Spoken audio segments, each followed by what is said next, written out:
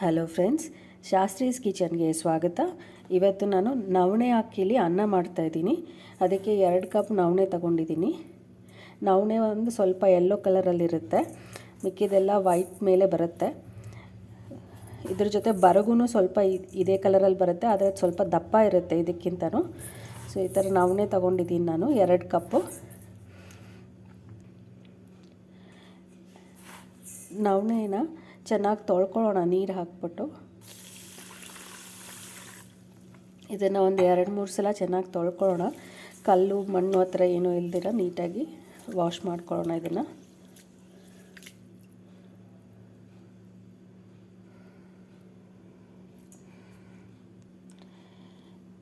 ಈಗ ನವಣೆನ ಚೆನ್ನಾಗಿ ತೊಳೆದಾಗಿದೆ 2 ಸಲ. ಈಗ ಇದನ್ನು ಒಂದು ಮಡಿಕೆಗೆ ಟ್ರಾನ್ಸ್ಫರ್ ಮಾಡ್ಕೊಳ್ತೀನಿ.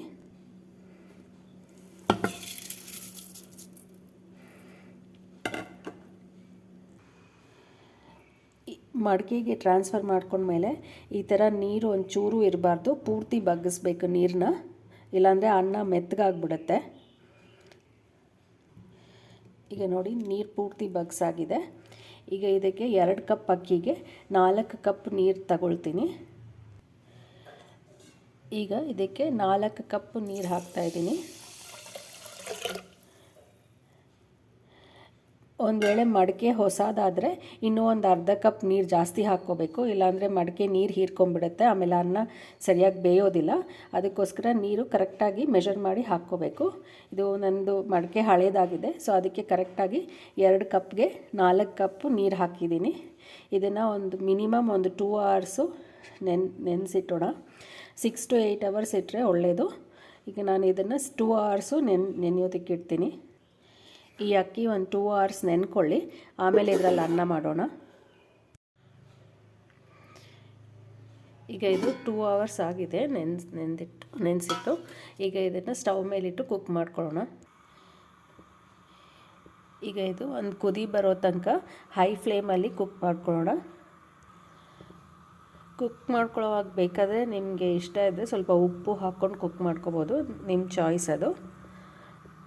ನಾನು ಉಪ್ಪೇನು ಹಾಕ್ತಾಯಿಲ್ಲ, ಹಾಗೆ ಕುಕ್ ಮಾಡ್ತಾಯಿದ್ದೀನಿ.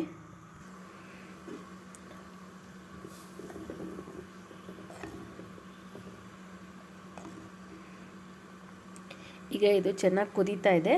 ಈಗ ಸ್ಟವ್ನ ಸಿಮ್ಮಲ್ಲಿ ಇಟ್ಕೊಂಡು ಕುಕ್ ಮಾಡ್ಕೊಳ್ಳೋಣ. ಇದೊಂದು 10 ನಿಮಿಷ ಆಗುತ್ತೆ ಚೆನ್ನಾಗಿ ಕುಕ್ಕಾಗಿ ನೀರೆಲ್ಲ ಹಿಂಡ್ಕೊಳ್ಳೋದಕ್ಕೆ.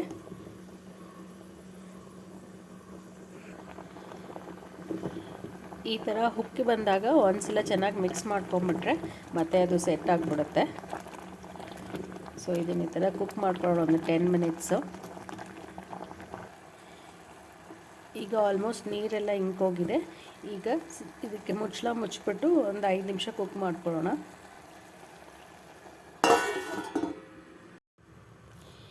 ಈಗ ನೀರೆಲ್ಲ ಪೂರ್ತಿ ಹಿಂಗೋಗಿದೆ.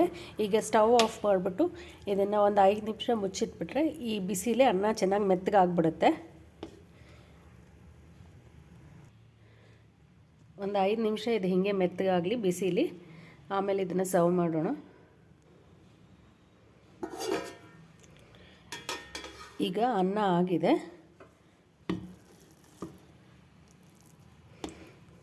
ಬನ್ನಿ ಇದನ್ನು ಸರ್ವ್ ಮಾಡ್ಕೊಳ್ಳೋಣ. ಬಿಸಿ ಬಿಸಿ ಹೆಲ್ದಿ ಮತ್ತು ಟೇಸ್ಟಿ ನವಣೆ ಅನ್ನ ರೆಡಿಯಾಗಿದೆ.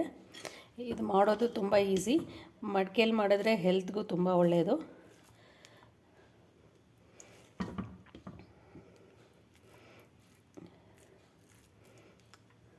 ಸೊ